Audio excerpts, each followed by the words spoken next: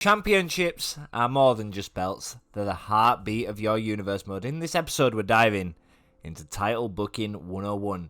How to treat every title like it actually matters. So without further ado, welcome to the goddamn show.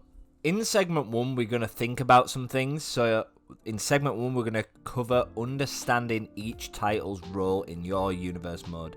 Start by identifying the purpose of each championship. In WWE 2k25, you'll have world titles, midcard titles, tag team titles, and maybe even women's titles. Possibly across multiple brands. World titles. These should feel like the end game. Think prestige, legacy, long reigns, and top tier rivalries. Midcard titles, use these to elevate talent, showcase rising stars, and use the belt to tell that on-the-cusp story. Tag team titles, tie these to alliances, loyalty, and betrayals. We talked about this more in episode 9, so if you haven't checked that out, go check the playlist. I believe it was the last episode. You can find out how I would recommend booking your tag team division. The women's titles, book with the same depth and care if you're going to use them, as we mentioned in episode 8. If you're going to use them and do a half-assed attempt, don't bother touching them. Rotate storylines between dominance, underdogs, and major shifts. In WWE 2k25, you can assign primary and secondary titles per brand. Make sure each belt has a clear division, and make sure that you display your narrative from day one. Segment 2. What makes a great title reign? A great reign isn't just about length, it's about story progression and memorable matches. For me, and for you guys, that should mean building defenses that matters. Not back-to-back throwaway matches. Use non-title matches to build challenges. Have champions evolve. Do they get cockier, more desperate, or more brutal? In WWE 2k25, you can manually adjust title matches each week. Use that power wisely.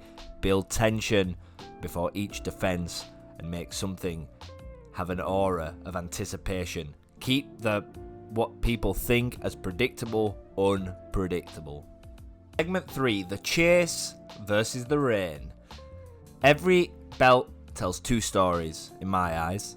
The champion's dominance and the challenger's pursuit. The chase is powerful, especially for babyfaces. Think of Cody. What does heat? If you don't know what heat is, it's where the audience start to get frustrated with the creative of a particular heel, and that leads them to them booing him or her, and it builds like a greater mountain for somebody to climb. So when your babyface does culminate and finally overcome that mountain, it feels bigger. Swap the dynamic mid-feud. Challenger wins, becomes champ, now has to prove themselves. It keeps things fresh. And in WWE 2k25, you can use rivalry slots and promo segments to tell both sides.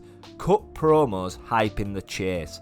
Cut promos hyping the title reign. Show matches that are not directly involved with rivals to elevate the status, whether that be the babyface struggling or the heel showing their conniving tactics. Segment 4, vacated titles, tournaments, and surprises. Sometimes chaos creates opportunities. Vacating a title, running a tournament, or crowning a surprise champ can shake things up. How can you use these? Well, when you're beginning, use injuries, trades, or mystery signings to trigger vacant title stories if you want to completely mix things up. Tournaments let you show off the whole division and who people can expect to see within that picture, and it can help you tell parallel stories. By parallel stories, I mean stories that are of main event caliber or to the division of whichever the title is that they're involved or going to be involved with. Shocks equals moments. A cash-in style win, like Money in the Bank or Custom Logic, can instantly elevate a mid-carder, so choose wisely who you will pick. In WWE 2k25, you can do certain rivalry actions to imitate or to create the image of somebody being injured, and then you can vacate the title in the title manager in the shows, run tournaments manually or simulate through rivalries. Segment 5, and here's some quick tips. Don't overload title matches weekly. Save them for big moments. Protect your champions even in losses. If your champions are to lose, give them a way in which it's unfair, or they can look strong, or something like that. Rotate who's in the spotlight, but stay consistent. So by that I mean keep consistent investment in your champion, but always make sure that you try and rotate at the time that you think's best to keep people interested. Keep track of your title histories using a spreadsheet, and it makes reigns feel meaningful and like they actually are being tracked like in real life. So I'm going to leave you with this one. Every title should feel like a prize, whether it's the World Championship or your own custom hardcore belt. If you book it with purpose, your universe mode will thrive. Let me know down in the comments what's been your favourite title reign in your universe mode so far. I want to hear the stories. Who has been your most dominant champion, and what story did you tell with them? For me, I'm out. I hope you all enjoyed the video. Sorry that I didn't upload yesterday. I have a foot injury, so I've been a bit occupied, but I'm back now. Well, as often as I can be. Obviously I got rehab and stuff on my foot, but I'd appreciate if you could smash a like. That would be awesome. If you aren't subscribed, why not subscribe? It's free.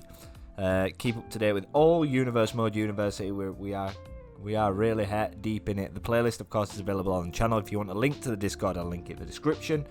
There you can find custom graphics, anything that you think you need if you want to get into content creation. I will be happy to help you. But guys, thank you for watching as always. Peace.